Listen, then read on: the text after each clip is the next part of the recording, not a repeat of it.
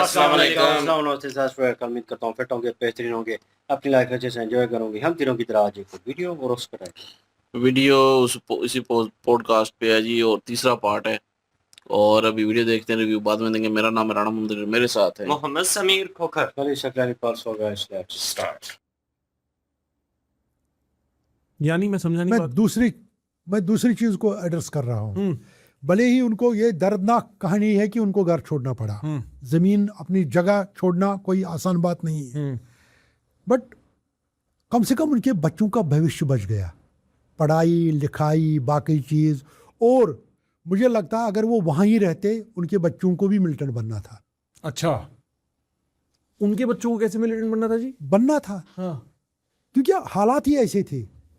90 के बाद ऐसे हालात हो गए कि आप यकीन नहीं करोगे कि जो पक्का हिंदुस्तानी था उसको भी दिखाना पड़ा कि मैं मिलिटेंटों का साथी हूं, क्योंकि मिलिटेंटों की इतनी वो हो गई, वहां ओवर पावर हो गई। मिलिटेंट ओवर पावर हो गए। अच्छा, स्कूल जल गए, पुल जल गए। जो 90 से लेकर 99 तक, 96 तक खासकर जो कश्मीरियों ने देखा ना, अगर ये पंडित लोग वहाँ होते ये बर्दाश्त नहीं कर पाते, क्योंकि ये बेचारे सॉफ्ट लोग थे, शरीफ लोग थे। इनको ये हिंसा विंसा पसंद नहीं थी। इनके घर में जब चिकन बनता था वो मुसलमान मारता था, ये चिकन को भी नहीं काटते। हाँ। ये मानना पड़ेगा इस चीज़ को। अगर ये उस आंधी में रहते ना तो ये ज़्यादा मुतासर होते। हाँ, अब इनमें से कोई बंदा सवाल करेगा कि जो पंडित वहाँ रह गए उनको कुछ नहीं हुआ। वो जो वहाँ रह गए पंडित, वो मजबूरी में रह गए। उनके पास उस वक्त साधन नहीं था निकलने का। उस वक्त उनके पास वो रिसोर्सेज नहीं थे निकलने के। भले ही बाद में उन्होंने थोड़ा बहुत तरक्की की, बट उस वक्त वो दूसरी। और सबसे बड़ा मसला ये था कि जिनका आस पड़ोस ठीक था, फॉर एग्जांपल मेरा गांव, पड़ोसी गांव है तुमलहाल, वहाँ से माइग्रेशन नहीं हुई, वहाँ से पंडित नहीं भागे, क्योंकि हमारा उन पंडितों के साथ बिल्कुल अच्छा सलूक था। जब भी कोई आता था धमकाने वमकाने नारे लगाने, हम उनको बोलते थे ये लोग नहीं है ऐसे, या अगर ज़्यादा मसला हो गया ये लोग कलमा पढ़ेंगे। उनको बचाने के लिए कुछ भी, जब सिचुएशन ऐसी होती ना, तो जब आपको लग रहा है कि ये जहाज़ अब डूबेगा ही डूबेगा, तब आप उसी जहाज़ से फटा निकालते हो, उसी पर चढ़ के आप किनारा ढूंढते हो। इसी तरह जब हमारे तुमलहाल वाले पंडितों को कोई भगाने आता था, कोई मिलिटेंट आता था, या कोई वो बाकी बड़े बड़े लोग थे ना वो तंजीम वाले, तो हम उनको बोलते थे यार जब ज़्यादा मसला हो जाएगा ये कलमा पढ़ेंगे, मुसलमान बन जाएंगे, कन्वर्ट हो जाएंगे, मत सताओ इनको। मेरा सरदार गांव है शादीपोरा, उनको भी इन्होंने तंग करना शुरू कर दिया। मैं गया वहाँ बीइंग अ टेररिस्ट, मैंने बोला बैठो मैं देखता हूँ कौन आएगा, ये इलाका मेरा है, ये मेरा पड़ोसी गांव है, मैं जाति नहीं होने दूंगा। तो किसी किसी जगह जो रहे हैं, ये सवाल आपसे पूछेंगे लोग कि वो उनको क्यों नहीं, मुख्तलिफ बहानों से वो रुके हैं।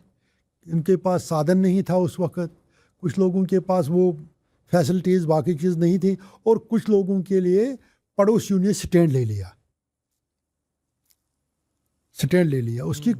उसकी भी लोगों को उसका कीमत चुकाना पड़ा। मैं आपको बोलता हूँ, मेरा चाचा उसने ये सोशल काम बहुत किया उस वक़्त जब पंडित भाग रहे थे। उसने बहुत लोगों को बोला रोको, उसको भुगतना पड़ा, मार दिया उसको, मेरे चाचा को।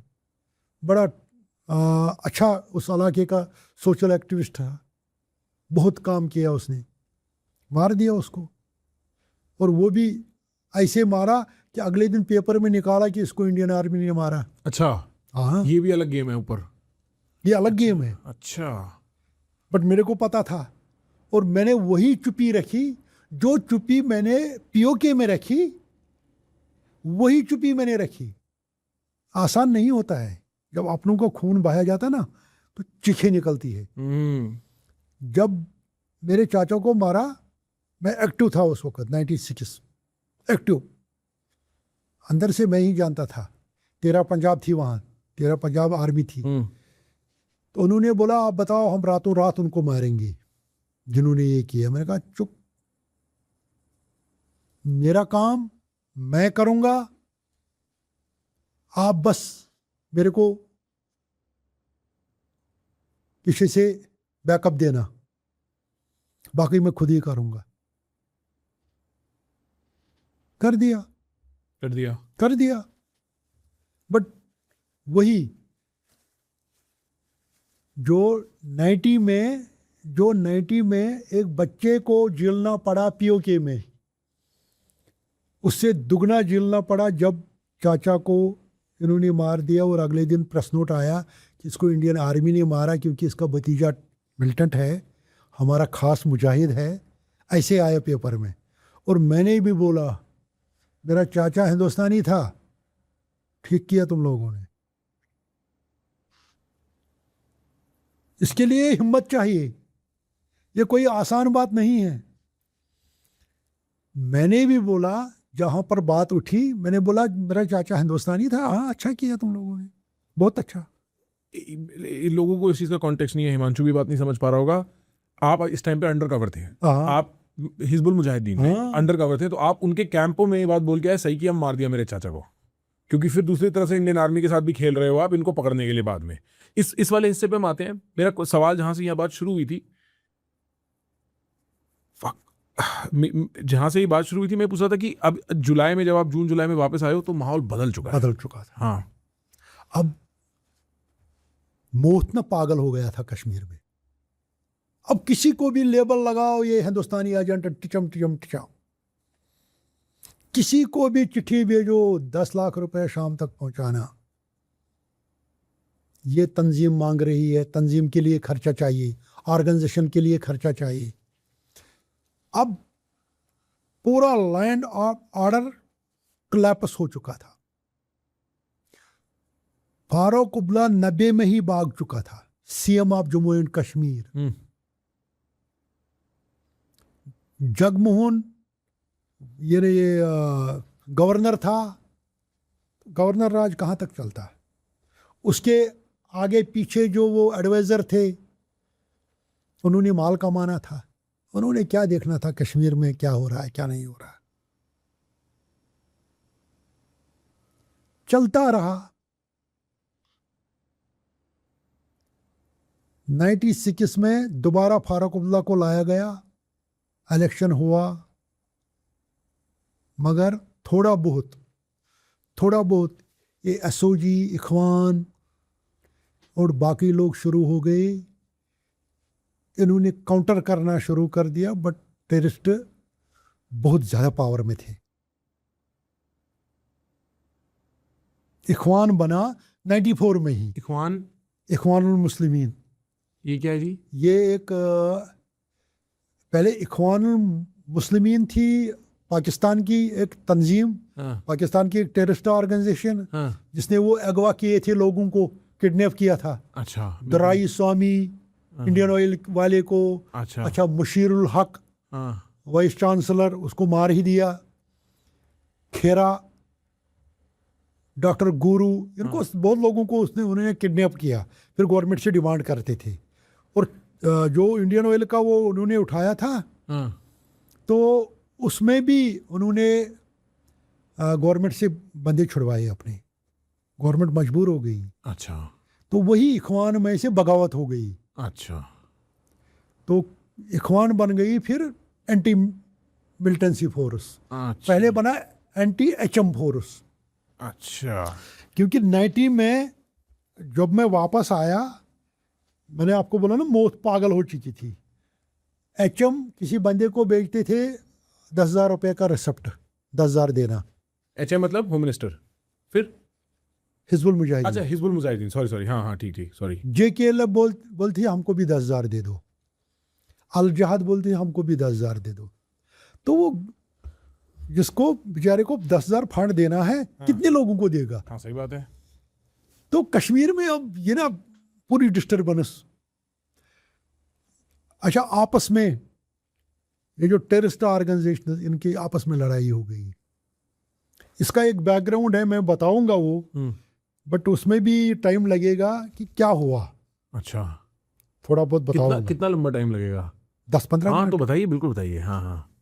इसमें क्या हुआ, पाकिस्तान को जब लगा 90 में कि अरे यार पूरी जनता, कश्मीरी जनता हमारे साथ है, बट ये पाकिस्तान के साथ नहीं थी, they are against Farooq Abdullah and Congress सरकार।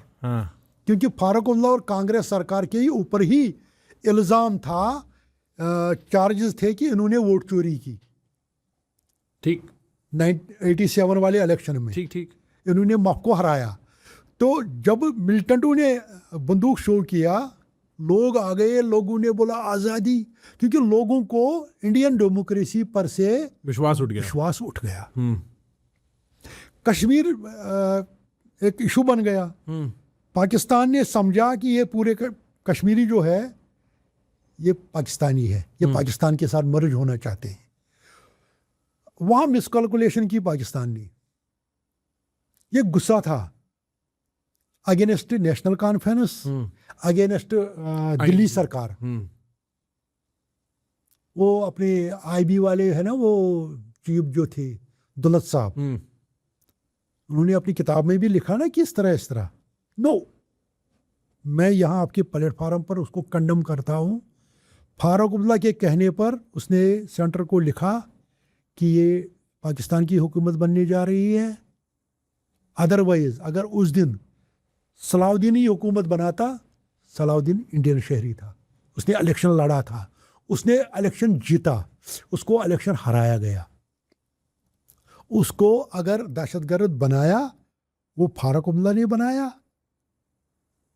वो उमर अब्दुल्ला तो उन दिनों बच्चे ही थे, उसको दुलत साहब ने ही बनाया। वो अपनी दोस्ती थी देश के खातिर, उन्होंने वो अच्छा काम किया, उसको दहशतगर्द बनाया। ये मैं आपके सामने रिकॉर्ड बताऊंगा, भले ही वो कल कोर्ट में जाएंगे, मैं जवाब दूंगा वहाँ। क्या भी करेंगे वो कश्मीर को उड़ाने में। वही एक, देखिए मैं आपको बताता हूँ, मैंने आपसे 15 मिनट इसलिए लिए, 1960 to 1970, पहले ले लीजिए 1947, पाकिस्तान ने इन्वेडर्स भेजे, इन्वेडर्स ने हमला किया जी, कश्मीरियों ने साथ नहीं दिया। अगर कश्मीरियों ने साथ दिया होता तो POK की तरह ये भी उनके ही कब्जे में आता। तो यहाँ कश्मीरियों ने साथ नहीं दिया साथ। 60 to 70, ये मैं आपके सामने पहली बार आज तक बोला हूँ। आज तक किसी आर्मी के, सिविल के, किसी हिस्टोरियन ने नहीं बताया होगा। एक और मूवमेंट उठी पाकिस्तान से, जो उन्होंने फ़लस्तीन के नाम पर शुरू कर दी, पाकिस्तान ISI ने, अल फतह एक टेररिस्ट ऑर्गेनाइजेशन कश्मीर में ड्यूरिंग 60 to 70 उठी। उन्होंने भी आज़ादी, उन्होंने बोला कश्मीर को अलग करना है। जिस तरह फ़लस्तीन में यासिर अरफात, उन्होंने भी वही लिखा कि हम उसी तरह का चाहते हैं। ये भी, उसके पीछे भी ISI था। कश्मीरियों ने साथ नहीं दिया, ज़मीन बोस हो गई वो। तो आज कैसे कश्मीरी ने 90 में साथ दिया? इसके पीछे लावा था 87 वाले इलेक्शन का। 87 वाले इलेक्शन में रिगिंग हो गई, ये लोग जेलों में डाले इन्होंने।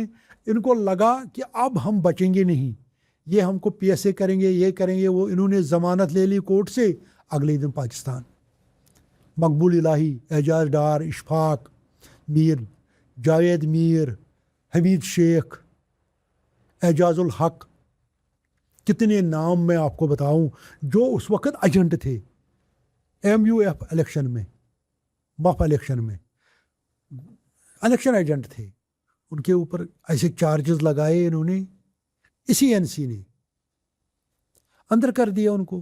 देखिए जब बंदा फंसता है फिर उसको डराया जाता है, अब अगर अगली बार ऐसी गलती की फिर जेल से बाहर ही नहीं आओगे, तिहाड़ जाओगे, ये करोगे। तो उन्होंने सोचा अब तो हमारी ज़िंदगी गई, हमने कॉन्स्टिट्यूशन में रह के इलेक्शन लड़ा, उसको माना नहीं, अब तो हमारी ज़िंदगी गई। पाकिस्तान बैठा था, ये ले लो ग्रेनेड मुफ्त में, AK मुफ्त में, पिस्टल मुफ्त में, छांटो माल। उसने माल दे दिया, उन्होंने लाया और इसको दहशतगर्दी में पाकिस्तान ने कन्वर्ट किया। फिर शुरू में जो कुछ बंदूक आए थे वो उन पुलिस अफसर्स के खिलाफ आए थे जिन्होंने रूलिंग सरकार के कहने पर गलत चार्जेस इन लड़कों को लगाए। बाद में ये बन गई, फिर ISI को लगा तो अभी हमको कश्मीर अलग करना है, हमको ये करना है, तभी जाके इस वाली मूवमेंट में जो 90 वाली मूवमेंट 47 60s ख़त्म हो गई। आपने देखा होगा जब भुट्टो को फांसी हुई 4 अप्रैल 79, तब जाके कश्मीरी निकले, यही NC वाले निकले, इन्होंने जमात इस्लामी वालों के घरों को फूंक दिया। क्यों? जमात इस्लामी लाइक करते थे जनरल ज़ियाउल हक को, वो फॉलो करते थे जमात इस्लामी पाकिस्तान को, और Jamaat Islami Pakistan part of the government of Ziaul Haq उस वक्त, ये इंडियन जमात इस्लामी को फॉलो नहीं करते थे, ये जमात इस्लामी पाकिस्तान को फॉलो करते थे। तो उस वक्त यही NC वाले निकले, उन्होंने इनके घरों को जला डाला। गवर्नमेंट ने फुल डील दे दी, कोई पुलिस नहीं लगाई, कोई कर्फ्यू नहीं लगाया, क्योंकि उस वक्त NC को लगा कि ये जो लोग हैं जमा इस्लामी वाले, ये यहाँ पाकिस्तान बनाएंगे, ये हमारी सरकार को गिराएंगे। तो ये चीज़ें दिल्ली को मॉनिटर करनी थी। दिल्ली ने कोताही की, बहुत ज़्यादा कोताही की, खासकर जो सरकारें रही हैं उन्होंने कोताही की। आज की डेट में डायरेक्ट पूरे कश्मीर वैली, जम्मू कश्मीर की रिपोर्ट शाम को होम मिनिस्टर को लगती है, अमित शाह जी को। मैं खुद बीजेपी का नहीं हूँ, मैं दूसरी पार्टी के घर से आया हूँ, कांग्रेस पार्टी के घर से। हाँ, आपके दादाजी। बट मैं अप्रिशिएट करता हूँ इस चीज़ को कि 2019 के बाद इस सरकार में कोई पत्थरबाज नहीं मरा, कोई पत्थरबाजी नहीं हुई। इससे बढ़कर क्या चाहिए? इसका मतलब है कि मरकज आज के डेट में खुद कश्मीर के जो प्रॉब्लम्स है उनको सुनती है, उनके ऊपर नजर रखी हुई है। ये गलती जो 90 की है, 87 की गलती है, मैं दोबारा दोहराऊंगा, ये हमने खुद अपने दुश्मन को बोला आ जाओ लठ मारे यहाँ मेरे सर पर। पाकिस्तान को एडवांटेज लेना है। आप देखो हमारी दिल्ली में या से यूपी में किसी भी जगह अगर कोई भी मसला, कोई भी झगड़ा होगा छोटे से छोटा, उसको पाकिस्तान अपने रंग में रंगने की कोशिश करेगा। परमानेंट जी, परमानेंट। हाँ, कुछ भी। तो कश्मीर एक बॉर्डर स्टेट है, यहाँ पर अमल दखल रहा है, तो यहाँ पर आपने इन चीज़ों को बहुत गहराई से लेना है।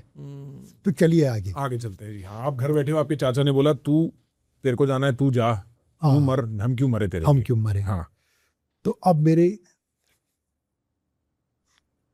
और डाउट बढ़ गए। कभी मैं सोचता हूँ कि क्या करूँ क्या ना करूँ, यही दुविधा रही। अच्छा, उधर से मिल्टन ने राब्ता किया ये ले लो अपना बंदूक,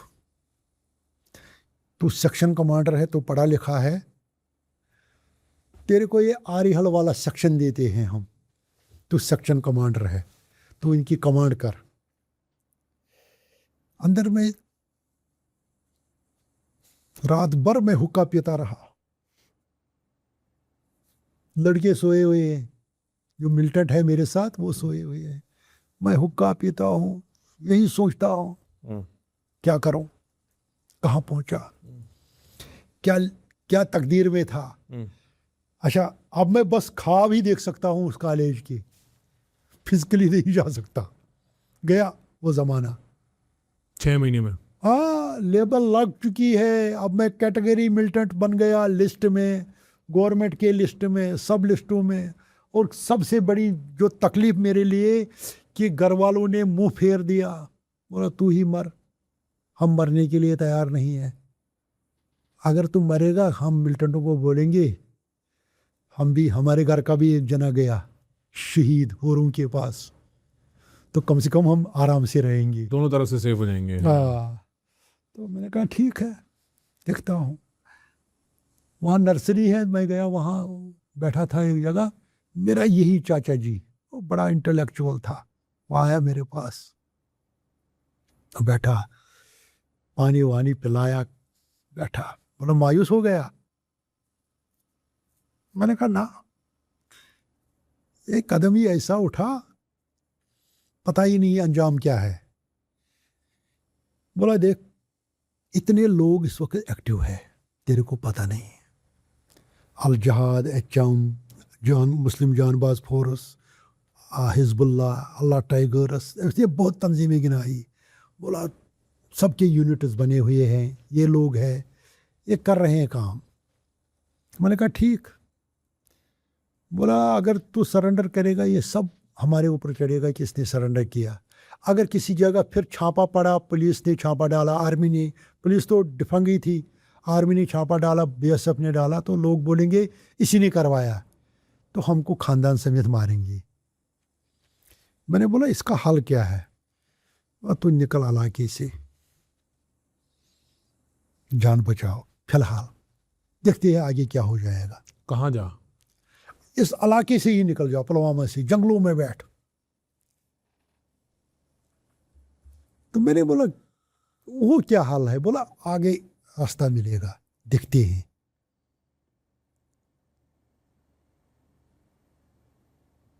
मैंने बोला इन्होंने मेरे को सेक्शन कमांडर बनाया, एचएम वालों ने, इस तरह इस तरह।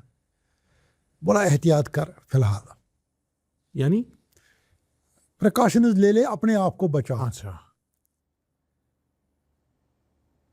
मैं क्या बचाऊँ अपने आप को? रोज़ मैं सुनता हूँ फलानी जगह कार्डन हुआ है, वहाँ 2 मिलिटेंट मारे गए, उधर ये हुआ, उधर वो हुआ। दिन मेरे को लग रहा था महीना, और रात लग रही थी 1 साल। तो रात में ना ज़्यादा ही खतरात उठते थे, दिन में फिर भी डाइवर्ट होता है माइंड दाएं बाएं। रात चलता रहा कुछ देर, तब जाके हो गई बात किसी के साथ, नाम डिस्क्लोज नहीं करूँगा, हो गई बात किसी के साथ। उसने बोला मेरे लिए काम करेगा। मैंने कहा तेरे लिए मेरे लिए नहीं, अपने लिए काम करूँगा। नहीं, एक मिनट, आप अभी जंगलों में नहीं गए हो? मैं जंगलों में नहीं गया, मैं आपके चला चाचा ने के सिर्फ कहा है ये बात अभी, बस ये कही उसने और बात। आपको कोई एक आदमी मिलता है जो कहता है मेरे लिए काम करेगा, जिसका आप नाम नहीं बताना चाहते, ना, वो आदमी क्यों नहीं बताना चाहते नाम आप? इंडियन एजेंसी का बंदा अच्छा, था, अपना इंडियन एजेंसी का बंदा था, नामी आदमी है? नामी आदमी है। उसने बोला काम करेगा, मतलब इंडियन इंटेलिजेंस एजेंसी का आदमी है। मैंने बोला मेरे इंडिया के लिए काम करेगा, मेरे लिए काम करेगा। मैंने कहा मैं ना तेरे इंडिया के लिए काम करूंगा, ना तेरे दुश्मन पाकिस्तान के लिए काम करूंगा। बोला फिर? मैंने कहा अपने लिए काम करूंगा। मेरे को लगता है मेरे को पता है आप किसकी बात कर रहे हो। नहीं, आप कुछ भी बोल सकते हैं, बट मैं बोलता हूँ कि बता सकते सामने से, ठीक मैं है। बोलता हूँ कि हाँ। मैंने उसको बोला बस अपने लिए काम करूंगा, किसी के लिए नहीं करूंगा। बोला मतलब? मैंने कहा मेरे को दिल्ली पुलिस में नौकरी दे दे, आप बताओ आपको क्या चाहिए। बोला मेरे को मिलिटेंट नहीं चाहिए। हाँ, साला क्या बोल रहा है, मिलिटेंट नहीं चाहिए इसको, मिलिटेंट के साथ ही दोस्ती है। हाँ, मैंने सोचा ये भी कोई बिका हुआ है कुछ सिस्टम ऐसा है। हाँ, मैंने बोला तेरे को क्या चाहिए? हाँ। बोला मेरे को पार वाला चाहिए सब कुछ। मैंने कहा मैं बड़ी मुश्किल से जान छोड़ के आया वहां से, जान बचा के आया, तो मेरे को दोबारा कहीं हुरों के पास भेजने का प्लान तो नहीं है। हाँ। बोला नहीं, मेरे को लिस्ट चाहिए, कितने लोग, कितने कैंप, कितने क्या, सारी इंफॉर्मेशन, पूरा मैप नक्शा चाहिए। मैंने कहा फिर मैं क्या करूँगा? बोला वो तेरा काम है। तो मैंने अगले दिन वाटकी कटाकी पर बात की। मैंने बोला मेरे इलाके में लड़के कम है, मेरे लड़के पार है, उनको लाएंगे, आप मैसेज दे दो, जल्दी करो, लड़कों को लाओ, मेरे इस पुलवामा इलाके में लड़के कम है, फोर्सेस की मूवमेंट ज़्यादा है, हम मारे जाएंगे। कर दिया मैंने मैसेज डिकोड उसमें वाकी टाकी पर। और उसमें कोड में मैसेज आता था। हाँ। क्या कोड होता था? उसमें एक मैट्रिक्स होती थी। हाँ, मैट्रिक्स में जैसे मेरा नाम इशफाक, हाँ, तो उसमें था इशफाक इज इक्वल टू 21। जब 21 लिखेंगे इसका मतलब है इशफाक का हुक्म है। इसी तरह मैट्रिक्स में सब का मीनिंग अलग अलग होता था। अच्छा। तो नंबर टाइप करते थे। हाँ, नंबर टाइप करते नंबर थे। नंबर से टाइप- वहाँ भेजा मैसेज कि हाँ। मेरे को बंदे चाहिए जी, मैं लेने आ रहा हूँ। बिल्कुल। तो उन्होंने बोला गाइड कर दो। मैंने कहा कोई मसला नहीं। मैंने उस बंदे को बोला, मैंने कहा गाइड चाहिए। बोला गाइड मैं दे दूंगा, जाओ फलानी जगह। मैं गया, उसको मैंने बोला गाइड का काम करना है। उसने बोला ठीक है। उसको सिग्नल था, लिया मैंने उसको अपने साथ, गए वापस गए। और ये अभी आप 91 91 आ गया ये। तो 4-5 महीने से तो आप दर बदर भटक रहे हो, समझ नहीं आ रहा मैं करूं क्या। परेशान हो, घर वालों ने मुंह फेर लिया है, कॉलेज जाने का वो नहीं है। फिर एक आदमी मिलता है जो इंडियन एजेंसीज है, जिसका नाम हम नहीं लेंगे, जो कहता है कि मेरे को वहां वाले आदमी चाहिए, मेरे को मिलिटेंटों में कुछ नहीं रखा, मेरे को सोर्स चाहिए, तो तू मेरे लिए सोर्स पकड़ने जा। रूट्स बताओ मेरे को, कहाँ कहाँ से इन्फिल्ट्रेशन हो रही है, कहाँ से आएंगे ये, कहाँ पर लॉन्चिंग पैड है, कहाँ पर कितने लोग हैं, कितनी स्ट्रेंथ है, कौन चला रहा है, कौन बड़े बड़े हैं, ये पूरा। भाई आपको मिले कहाँ ये आदमी? मतलब ऐसे सड़क पे तो नहीं मिले होंगे? नहीं, कहीं मैसेज आया होगा कि आओ, या कुछ आइडेंटिफाई किया होगा किसी ने? गई होगी मैसेज कि बंदा कमांडर बनाया इसको सेक्शन कमांडर, बट ये भटका हुआ है, भटकी हुई आत्मा है। अच्छा, तो फिर वो वहां से एक आदमी आया। तो तब और मैं उस बात पे बहुत ज़्यादा उंगली करना नहीं चाहता, क्योंकि मैं समझ गया आप किसी की आइडेंटिटी बचाना चाहते हो, लेकिन आप मिले कहीं बाजार में, कहीं चाय पीते हुए, कहाँ मिले आप? नहीं, बिल्कुल मैं पुलवामा गया। हाँ। टाउन में मेरा एक खास दोस्त है, उसके घर बैठा, वो पॉइंट दे दिया उसको। अच्छा, वो तो आया, आपको बता दिया था कोई मिलने आना चाहता है? वो आया, वो ऐसे नहीं आया हाँ। कि वो आएगा सीधा, फिर लोगों को पता लगेगा कि ये बंदा इंटेलिजेंस का है, ये है वो है। ना ना ना, उसको कपड़े की गठरी यहाँ थी, उसने बोला सूट खरीदना है हो, सूट ले लो, रेशमी सूट ले लो। 3 बार उसने बोला रेशमी सूट ले लो। मैंने आवाज़ सुनी अंदर से, गली से आवाज़ दी उसने। मैंने उनको बोला इस सूट वाले को भेजो मेरे पास, मैंने सूट 5-10 खरीदने हैं। मैंने ये जो हमारे सो कॉल्ड शहीद है, हाँ। उनकी बीवियों को देने हैं। अच्छा, और ये कोड था? हाँ, ये कोड था, ये आपको पता था कि वो सूट बिल्कुल। वाला आएगा जी? अच्छा अच्छा हाँ। अच्छा अच्छा अच्छा।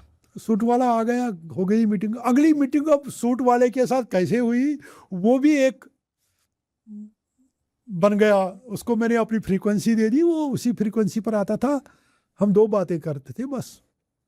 और शाम को टारिश जलाते थे ऐसे, किसी जगह जो पॉइंट दिया, शाम को टारिश 3 बार जलाई ऐसे। मैंने भी 3 बार जलाई, इसका मतलब है वो है और मैं हूँ। और ये कहाँ पे, ये क्या चला?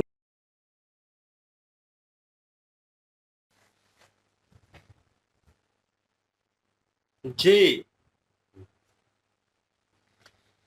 बिल्कुल जी, कश्मीर में जो पंडित थे, जो उनके साथ ज़्यादती हुई है, उस चीज़ को लेकर हम भी अक्सर कहा करते थे कि यार उन लोगों को अपना घर-बार छोड़ना, अपने कारोबार छोड़ना, वो जगह छोड़ना, जहाँ पे वो सालों से आबाद थे, तो बड़ा मुश्किल वो लम्हा होता है। लेकिन वो डिसीज़न उन्होंने लिया, तो क्या कंडीशन रही होगी, स्थिति क्या बनी होगी कि उनको वो डिसीज़न लेना ही पड़ा, मजबूरी बन गई थी उनकी।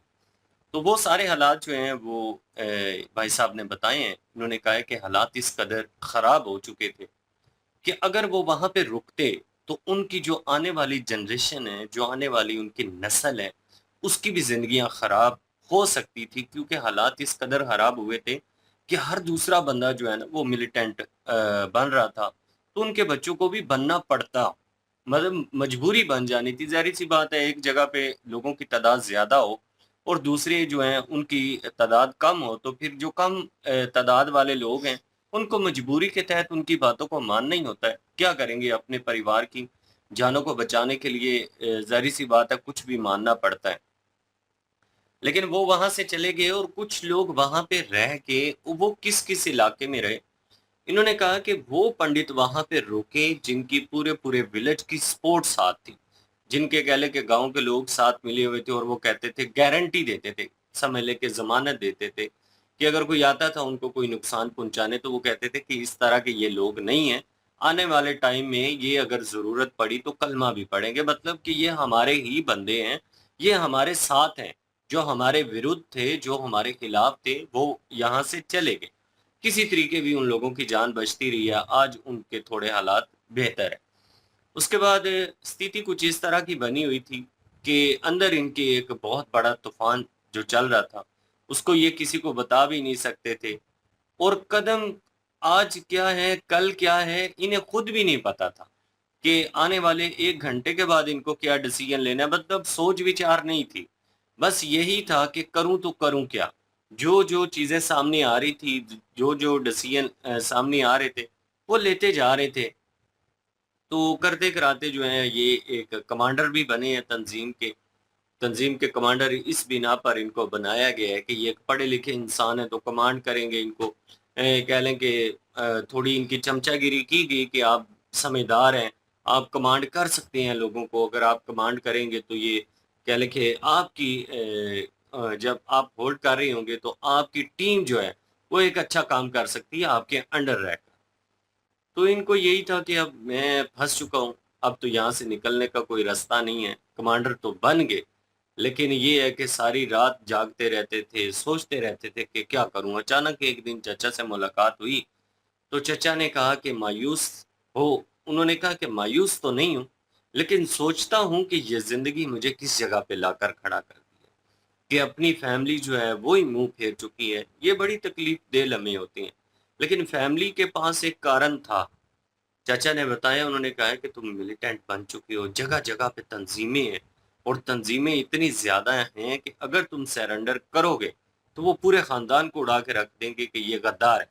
गद्दारी का लेबल जो है वो ठोक देंगे और उसके बाद ज़ाहिर-सी बात है किसी किस्म की कोई जो है वो खिलाफ़ वर्ज़ी नहीं होगी और आसानी से वो अपना ये काम कर लेंगे। तो बेहतर यही है कि पूरे परिवार को बचाने के लिए हम एक जान दाँव पे लगा दें। तुम्हारी जान जो है ना वो जाती है तो जाए, लेकिन पूरा परिवार बचेगा। बाद में अगर तुम्हारी जान जाती है तो हम ये कहेंगे कि भई ये देखें जी कि एक हमारा भी नौजवान शहीद हो गया, तो चले हमारे लिए यहाँ पे रहना थोड़ा आसान हो जाएगा। मतलब कि वो पूरे परिवार की फ़िक्र थी उनको। करते-कराते जिस तरह से एक अनजान शख़्स से इनकी मुलाकात हुई, मेरे ख़्याल में हो सकता है कि इनके चचा के रेफ़र से वो आए हों यहाँ पर। इन्होंने कहा किसी तरीके भी आए, मतलब कि कहीं से भी उन तक पैगाम पहुँचा कि ये बंदा जो है वो भटका हुआ है, तो ये वापस आना चाहता है। रास्ता जो है वो गलत चूज़ कर बैठा है, लेकिन सुलझना चाहता है, इसको मौका नहीं मिल रहा। तो जो इंटेलिजेंस के बंदे हैं वो इनके पास पहुँचे, उन्होंने कहा मेरे लिए काम करोगे? जो हालत थी इनकी, तो ये किसी के ऊपर भी एतमाद करना नहीं चाह रहे थे। इन्होंने कहा आपके लिए तो नहीं कर सकता, अपने लिए करूँगा। करते-कराते इनकी बातचीत होती रही, वो एक कपड़े वाले की कह लें कि वेशभूषा जो है वो अपनाकर वहाँ पे आते रहे, मीटिंग्स होती रही हैं इनकी और आहिस्ता-आहिस्ता इनको टारगेट जो है वो ये दिए गए थे कि आपने उस पार जाना है। ये उस पार जो है ना वो पीओके को कहती हैं, और वहाँ पे आपने जाना है, वहाँ पे तंजीमें कितनी हैं, उनको कौन-कौन कमांड कर रहा है, और उसके बाद कहाँ-कहाँ पे उनके सोर्सेज़ हैं, कहाँ-कहाँ पे वो आने वाले हैं, क्या प्लान है, वो सारी चीज़ें चाहिए। तो इनके मन में ख़्याल आया कि अब तो पक्का ये हूरों के पास मुझे भेजने वाला है, क्योंकि ज़ाहिर-सी बात है वहाँ से वो निकल के इतनी मुश्किल से आए हैं, वहाँ पे दोबारा जाना है, लेकिन और कोई रास्ता भी नहीं है। अगर पुलवामा से निकल कर जंगलों में जाते हैं, वहाँ पे भी जान को खतरा है, वापस जाते हैं, वहाँ पे भी जान को खतरा है। लेकिन शर्त ये रखी गई कि ठीक है, मैं आपका काम करूँगा, आप उसके बाद जो है वो मुझे पुलिस में भर्ती करवा देना। तो उन्होंने भी मान लिया, उन्होंने कहा चलो ठीक है, टारगेट जो दिया है वो मुकम्मल करो, फिर बाद में देखते हैं। स्थिति जो है वो काफ़ी ज़्यादा नहीं मुश्किल नहीं थी नहीं जी। नहीं नहीं, मेरे ख्याल में उन्होंने कहा कि आप जाके पुलिस वाला देख ले कोई। हाँ, उन्होंने कहा नहीं मुझे मिलिटेंट चाहिए, यही बात यही हुई थी। थी ना। हाँ, यही हुई है। हाँ, बहरहाल स्थिति जो है वो काफ़ी ज़्यादा मुश्किल थी जी भाई साहब के लिए, और कश्मीर के हालात इस कदर भी ख़राब हुए हैं कि कांग्रेस को लेकर काफ़ी ज़्यादा कश्मीरी गुस्सा में हुए, और उस कह लें कि वो पॉलिसीज़ जो वहाँ पे बनी हुई थी, उन पॉलिसीज़ के खिलाफ थे कश्मीरी लोग, कि वहाँ पे ये क्या हो रहा है, वोट चोरी हो जाते हैं, अपनी मफाद परस्ती के लिए जो बंदा हक पे होता है, उसको बनने नहीं देते, दूसरे बंदे को बना देते हैं। तो इन चीज़ों को लेकर काफ़ी ज़्यादा गुस्सा था, और इस मौके का फ़ायदा उठाने की कोशिश ये कहते हैं कि तंज़ीमों ने की, जो कि पाकिस्तान की तरफ से थी, लेकिन वो फ़ायदा उस तरह से नहीं उठा सके, क्योंकि कश्मीरी वहाँ के जो लोग थे, उनका गुस्सा तो बजा था, लेकिन वो कांग्रेस के खिलाफ था, उस तरह से नहीं था जिस तरह से इनको पता चल रहा था कि ये शायद पाकिस्तान के साथ मर्ज होना चाहते हैं। तो वो नहीं होना चाहते थे, वो अपना अलग ही रहना चाहते थे।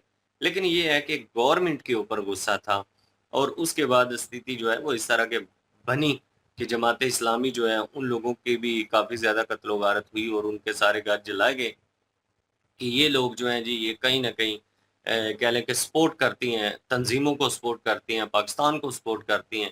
ये हमारे कश्मीरी जो हैं वो हमारे साथ नहीं हैं, ये गद्दार है। तो इस तरह की चीज़ें करके उनके साथ भी हुआ। लेकिन यार अगर देखा जाए कश्मीर जो है ना, वो एक बहुत बड़ी परीक्षा में से गुज़र रहा है, और अभी तो कहते हैं कि हालात बेहतर हैं, हालाँकि बीजेपी के सपोर्टर नहीं हैं, लेकिन इन्होंने कहा है कि हालात काफ़ी बेहतर हो चुके हैं, स्टोन बेल्टिंग जो है वहाँ पे रुक चुकी है।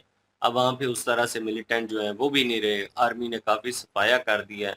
लोग जो हैं उनको भी गलत और सही की पहचान हो गई है, उनको भी पता चल गया कि उनके हक में कौन है और उनके खिलाफ कौन है। तो इस तरह के बहुत सारे लोग होंगे जिन लोगों ने अपने लोगों को बताया होगा कि भाई रियल चीज़ जो है वो ये है, जो हमें बताया जा रहा है वो असल नहीं है। तो अब तो बहुत ज़्यादा बेहतर हो चुके हैं, आगे सुनते हैं कि और क्या मज़ीद बताते हैं। जी बिल्कुल जी, और यहाँ पे उन्होंने पहले आगे से स्टोरी शुरू कर दी थी तो मुझे भी थोड़ी कन्फ्यूजन हुई थी, लेकिन बाद में फिर से वही जहाँ पे हमने पिछला पार्ट छोड़ा था कि वो घर वालों ने जो है कहा कि तुम मिलिटेंट ही ज्वाइन कर लो, सरेंडर ना करना, क्योंकि सरेंडर किया तो फिर जो है वो हमें भी मार दिया जाएगा। और उन्होंने वो स्टोरी बाद में बताई, क्योंकि चाचा जो इनके कत्ल हो चुके थे, जिनको मार दिया गया था मिलिटेंट के द्वारा, उन्होंने ही इनको सुझाव दिए थे फिर कि तुम जो है जंगल में भाग जाओ और तो इनके साथ ही रहो, या अकेले में जो है वो अकेले मरोगे, पूरा खानदान तो बच जाएगा।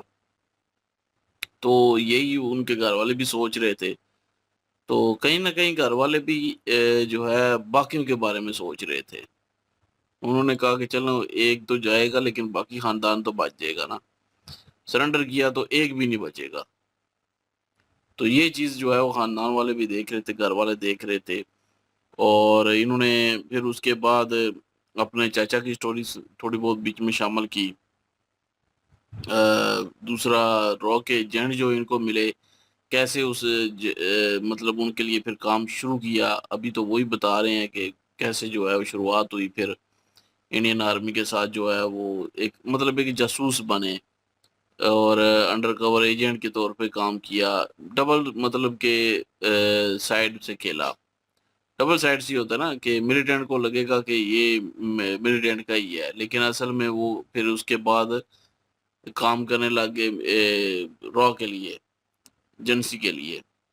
तो उसके अलावा जो है वो इन्होंने बताया कि पहले कश्मीरी जो है वो साथ नहीं देते थे। 1960 में, 1947 में मतलब कि कश्मीरी साथ नहीं थे। पाकिस्तान को लगता था कश्मीरी साथ है, ये हमने पहले भी सुना हुआ है। पाकिस्तान को लगा कश्मीरी साथ है इसलिए अटैक कर दिया, लेकिन बाद में उन्हीं कश्मीरियों ने जो है वो जो वहाँ की आर्मी थी, इंडियन आर्मी, उनको जो है बताना शुरू कर दिया। भेड़ें चराने वाले जो है वो बताने लग गए जाके कि वहाँ पे मिलिटेंट है, वहाँ पे मिलिटेंट है, पाकिस्तान से घुसे हैं, मतलब कि इधर के बंदे नहीं हैं, बाहर के बंदे हैं। तो फिर वहाँ पे जो है वो रेट हो जाती थी। तो ये चीज़ जो है वो इन्होंने बताई कि लोगों ने साथ नहीं दिया उनका, यहाँ के कश्मीरियों ने पाकिस्तान का साथ नहीं दिया, जिसकी वजह से फिर ये मामला खराब। अगर कश्मीरी जो है उस वक्त साथ देते थे तो अभी मतलब कि जो पाकिस्तानी कश्मीर है मतलब सारा पाकिस्तानी कश्मीर बन जाता, लेकिन लोगों ने साथ नहीं दिया। 1990 में बता रहे थे कि उसमें जो है वो साथ क्यों दिया गया। उन्होंने कहा कि उनको गुस्सा था, वो जो इलेक्शन हुए थे 87 में, उनके जो नेता थे उनको जो है पकड़ा गया, उनको वो फिर भागे और उनको शरण मिली पाकिस्तान में। तो फिर पाकिस्तान ने जो है हथियार दिए और उसके बाद ये तंजीमें और सर पकड़ी और एक मिलिटेंट राज हो गया यहाँ पे। तो अवाम की मर्जी से हुआ फिर उसके बाद, क्योंकि कई कश्मीरी जो हैं उन्होंने देखा कि ये ज्यादती हो रही है हमारे साथ, कि हमारे लोगों को पकड़ा है, हमारे लोगों को जो है पकड़ के ले गए हैं। और फारूक अब्दुल्ला और ये कांग्रेस ये सारे मिले हुए हैं, बाकी जो भी जितने भी थे जो जिनके नाम उन्होंने गिनाया कि उनको जो है वो इन्होंने जेलों में बंद कर दिया, और वो भी डर के हमारे जो है मिलिटेंट जो है ज्वाइन कर लिया, और उस तरह जो है वो वहाँ पे ये सारा कुछ शुरू हो गया था। और उस वक्त साथ देना शुरू हो गए, वो क्योस पैदा होना शुरू हो गया, पंडित जो है वो भागने शुरू हो गए, क्योंकि वहाँ पे मिलिटेंट राज हो गया था, ओवर पावर के जिक्र कर रहे थे। और पंडित जो रह गए थे वो क्यों बचे ये उन्होंने बताया, और जो चले गए वो एक साइड से जो है वो ठीक भी थे, लेकिन घर छोड़ते वक्त भाई तकलीफ होती है। जब उन्होंने घर छोड़ा होगा अपना तो बहुत तकलीफ हुई होगी, लेकिन बाद में वो संभल गए। और जो कश्मीरियों ने झेला है वहाँ पे जो रहे हैं कश्मीरी, उन्होंने जो झेला है, उनके बच्चों ने तालीम जो है वो हासिल नहीं की, इतनी वो लेवल नहीं बना जो कि जो पंडित वहाँ से चले गए थे उनके बच्चों ने तालीम हासिल करना शुरू कर दी। तो मतलब उनको बाकी सुविधाएं, वो स्कूल, वो सारा कुछ जो है वो मिलना शुरू हो गया। लेकिन वहाँ पे कश्मीरी जो रहे थे उनको जो है वो पंडित हो गए या कश्मीरी हो गए, उनको जो है वो सुकून या वो चीज़ नहीं मिली, क्योंकि कोई भी उनके खिलाफ, मिलिटेंट के खिलाफ कश्मीरी भी बोलता था तो उसको भी मार देते थे और कह देते थे कि जी इंडियन आर्मी ने जो है ये सारा कुछ किया है। तो मतलब कि एक नफरत फैला रहे थे वहाँ पे, और नफरत वो जो तंजीमें थी जितनी भी इन्होंने गिनाई है, हिजबुल्लाह हो गया और पता नहीं कितनी कितनी अल जहाद और पता नहीं क्या क्या जो है तंजीमों के नाम रखे हुए थे इन्होंने। और ये जिहाद कर रहे हैं सारा झूठ बोल के अपने लोग, मतलब कि वहाँ पे कश्मीरी को मार के ये जिहाद हो रहा था। जो नोट किया है बीच में, ये जिहाद है। तो मतलब कि ये एक सिर्फ जहाद का एक नाम यूज किया गया, इनके दिलों में डाला गया कि आप जो है वो दुश्मन के खिलाफ लड़ रहे हैं, और वो दुश्मन आपके कश्मीरी को मारा। हालांकि कश्मीरी को वो ये कह रहे हैं कि मिलिटेंट वाले मार देते। तो एक वो आग भड़काई गई है अंदर, और आग भड़काने के बाद मिलिटेंट ने जोर पकड़ा, क्योंकि लोग, कश्मीरी लोग, मकामी लोग जो है वो शामिल हो गए उस मिलिटेंट में।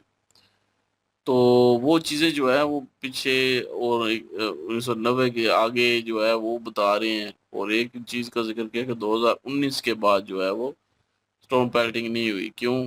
क्योंकि वो 370 जो है वो रिवोक हो गया था उस वक्त। तो बेशक हुकूमत नहीं है, लेकिन ये है कि सपोर्ट कर रही है हुकूमत जो है इस वक्त, वो वहाँ पे काम करवा रही है, लोगों की सपोर्ट बढ़ रही है। अब इसमें कोई शक नहीं है, लोगों की सपोर्ट बहुत बढ़ रही है। श्रीनगर में कितने काम हुए हैं जो कि हमने एक वीडियो भी बनाई थी। तो बहरहाल अभी स्टोरी जारी है इनकी। अभी तक तो वो रॉ के एजेंट के साथ मुलाकातें उनकी हो रही हैं, इंफॉर्मेशन जो है वो शेयर की जा रही है। आगे देखते हैं जी क्या होता है। बिल्कुल जी, एक अच्छी पॉडकास्ट है और इंफॉर्मेशन वाकई मिल रही है, इसमें कोई शक नहीं है। और एक अंदर का बंदा और वो जो इस सारी सिचुएशन से गुजरा है वो अपनी कहानी जो है वो प्रॉपर वे में बता रहा है, और कौन कौन इन्वॉल्व था उस टाइम के ऊपर, कौन क्या गेम कर रहा था पीछे से, और कहाँ पे कौन सी गलतियाँ हुई, ये उन्होंने अपनी लाइफ की भी बताई। और जो कहने की तंजीमें बनी हुई थी उनके नाम उन्होंने मेंशन किए और उसमें से मेरे ख्याल में 5 से 6 तंजीमें जो हैं वो सर-ए-फ़हरिस्त थी और उसमें 1-2 जो है वो अभी भी रह गई थी और जो अभी भी नाम सुनने में आता है, लेकिन कुछ थी छोटी-बड़ी। लेकिन जो फैमिली प्रेशर और उनके ऊपर जिस किस्म की सिचुएशन चल रही थी, उन्हें एक रास्ता चूज़ करना था। ये इसी तरह ही है जैसे धुरंधर मूवी में मैंने देखा है कि जब वो मारता है लड़का और उसके घर वालों के साथ ज़्यादती होती है, उसके बाप को मार दिया जाता है, बहन के साथ रेप करके मार दिया जाता है, दूसरी को पकड़ के वो जो है बंदी बना लेते हैं। तो जब वो लड़का निकलता है और सारी फैमिली को भून डालता है, शादी चल रही होती है उनकी वहाँ पे, तो वही सिचुएशन और जब फिर वो जेल में जाता है, तो वो भाग जाता है वहाँ से, हालाँकि मिलिट्री का बंदा होता है और फिर जो है जिस डोवाल जो है उनको दिखाया गया कि वो उनके सामने बैठ के और जो है कहते हैं कि काम करो मेरे लिए, ठीक है। घातक हूँ तभी घायल हूँ, तो मतलब वो जो है उन्हें पता होता है कि ये सिचुएशन है इसके ऊपर और उनको भी चाहिए होता है और इस बंदे को भी सेफ साइड चाहिए होती है। तो यही स्टोरी जो है वो यहाँ पे नज़र आ रही है कि वहाँ पे सपोर्टिव था बंदा, उसने सपोर्ट किया, रास्ता नहीं दिख रहा था, उसने रास्ता दिखाया कि अब तुम आ गए हो, वापसी का रास्ता नहीं है, तो मेरे ख्याल में इस चीज़ को अपनी पावर को यूज़ करो। और वो जो है उन्होंने कहा कि ना आपके लिए ना कश्मीरियों के लिए, मैं अपने लिए करूँगा। उन्होंने कहा गो अहेड, अपने लिए करो, ठीक है। हो सकता है तुम्हें इस चीज़ का गुस्सा हो कि तुम एक कदम रखा और उसके बाद फँस गए, फैमिली से दूर हो गए और अब जो है रिटर्न नहीं कर सकते उसमें कुछ, वापस नहीं जा सकते उस ज़िंदगी में। गुस्सा तो होता है बंदे को, तो वो गुस्सा जो है अब निकालना था, तो भाई मौका जो है वो प्रोवाइड कर दिया गया और उन्होंने टू द पॉइंट जो है वो चीज़ें बताई हैं। कुछ नाम जो है वो गुप्त रखना हमें ज़रूरी होते हैं, बाद में प्रॉब्लम जो है वो क्रिएट होती है। एक का इन्होंने मेंशन भी कर दिया बीच में, कहा कि जो सियासी बंदा है मेरे ख्याल में उसने, तो उन्होंने कहा कि अगर केस कर भी देता है तो कोई मसला नहीं है, मैं वहाँ पे जाके सेम आंसर ही करूँगा जो यहाँ पे आपकी पॉडकास्ट पे किया है। बाकी डिटेल उन्होंने जो है बता दी है, तो अच्छी चल रही है अभी तक पॉडकास्ट और आप लोगों की सपोर्ट भी जो है वो ज़बरदस्त चल रही है, लेकिन इतने उतावले जो है वो ना हुआ करें और वीडियो जो है वो टाइम बाय टाइम जो है वो अपलोड ज़रूर होगी और होती हैं, इसमें कोई शक नहीं। और पॉडकास्ट कोई कोशिश बात नहीं, करेंगे कभी पूरी कभी करें। बंदे को काम पड़ जाता है, अब कल वीडियो नहीं आएंगी। तो ये है कि ये सिचुएशन होती है, अप्स एंड डाउन्स यार चलते रहते हैं हर किसी की ज़िंदगी में। बहरहाल एंजॉय कर रहे हैं और आप लोग भी एंजॉय कर रहे होंगे और इनके जो वीडियो की लिंक भी डिस्क्रिप्शन में मौजूद होगी, प्लीज़ इनके तो हमें भी सपोर्ट कर दीजिएगा। इंशाल्लाह मिलते हैं नेक्स्ट वीडियो में, अपना ख्याल रखिएगा, दुआ में याद रखिएगा, तब तक के लिए अल्लाह अल्लाह हाफिज। हाफिज़, पीस।